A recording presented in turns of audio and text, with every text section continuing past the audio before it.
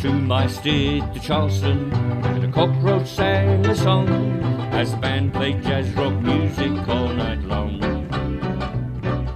Everyone was happy. Saints in Paradise. We're on cloud 5. Who are we going to start with, Chief? Asked Slim. I think Bedside Manor, Elfie Appetite's place would be best, Lofty replied.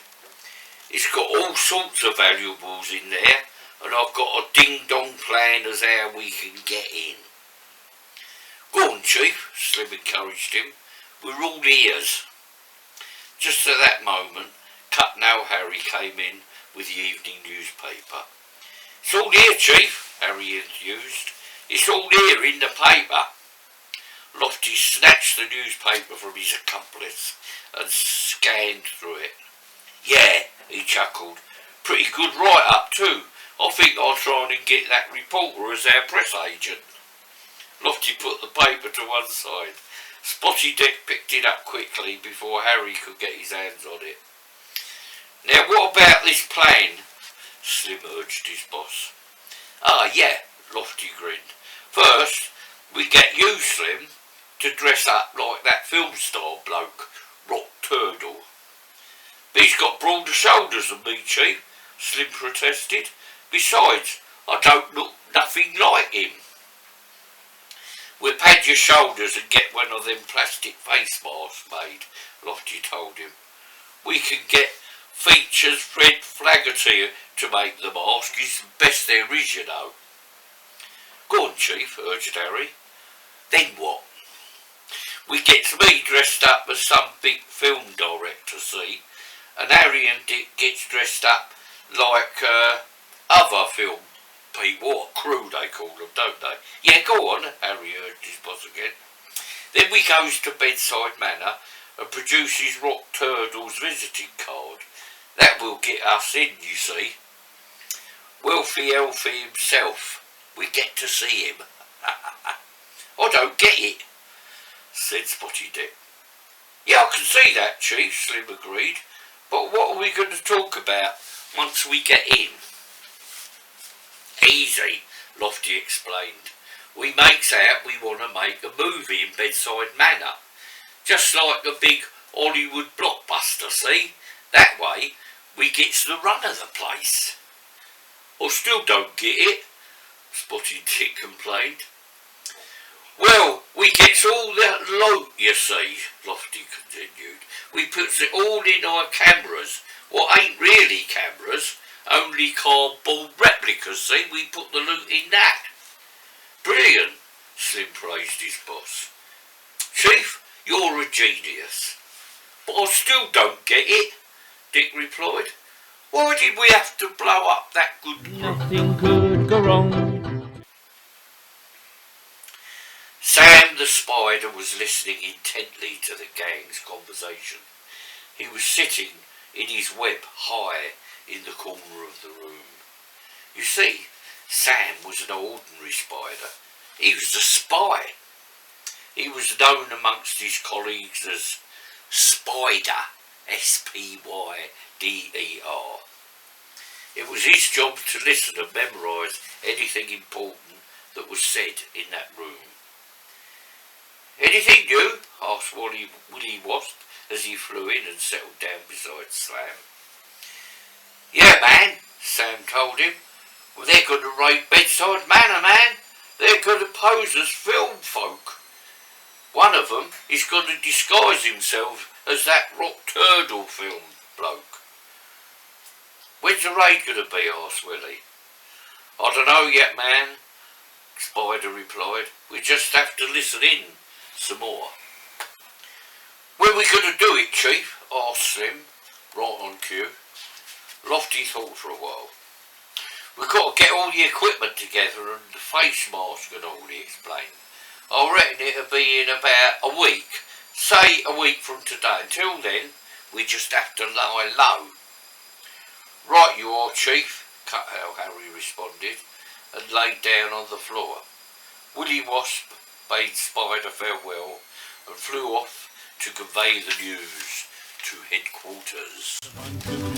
nasty gangsters through a bomb.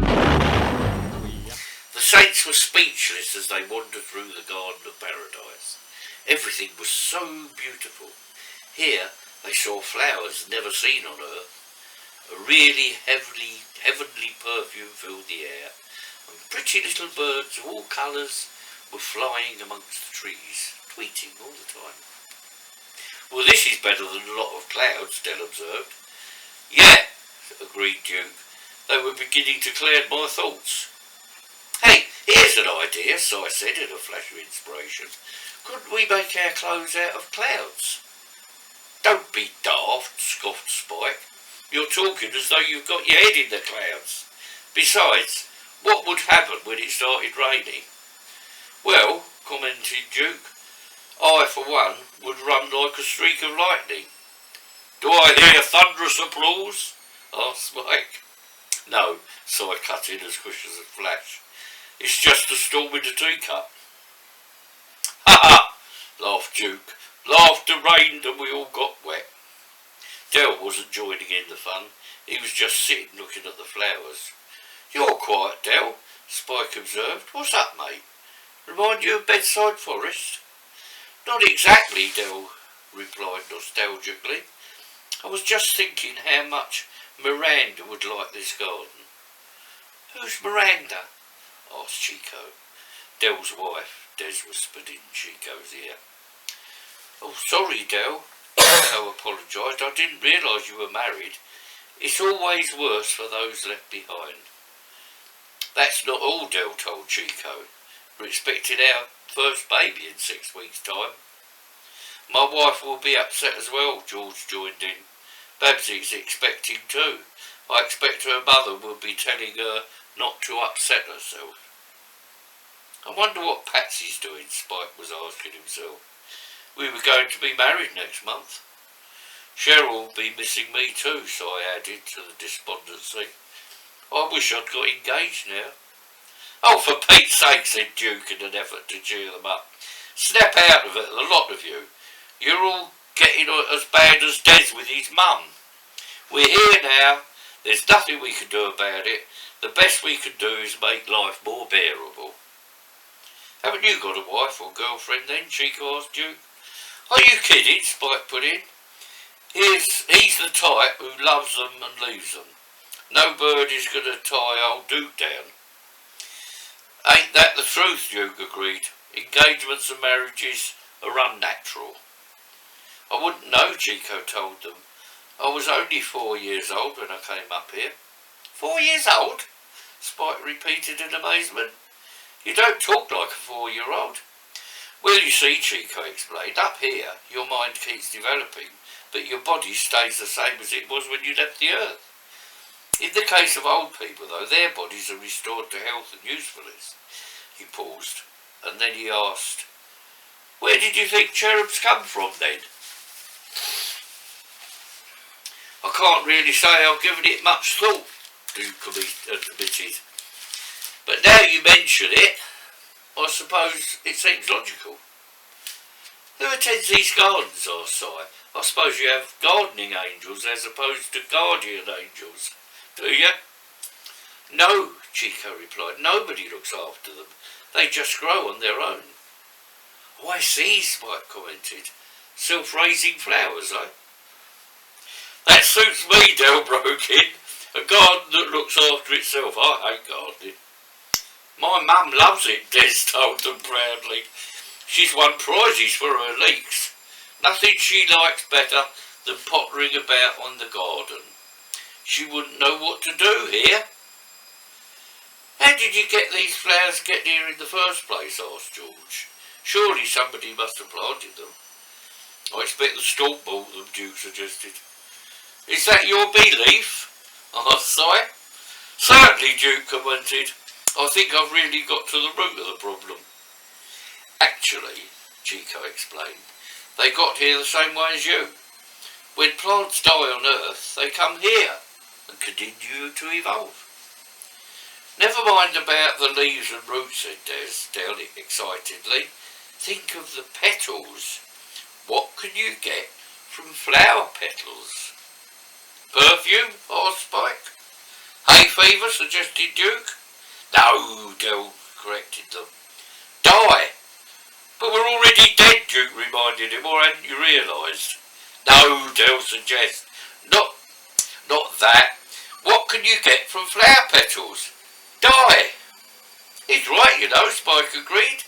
We can make our own dye from the flower petals. Del, you're a genius. I know, Del told him. They all started collecting petals of many different colours, still watching them, however, from behind the shadow of a large dark tree. Yes, you've guessed it, the lawyer. In paradise, sitting on a cloud to be precise, playing our funky music, the angels up above, spreading happiness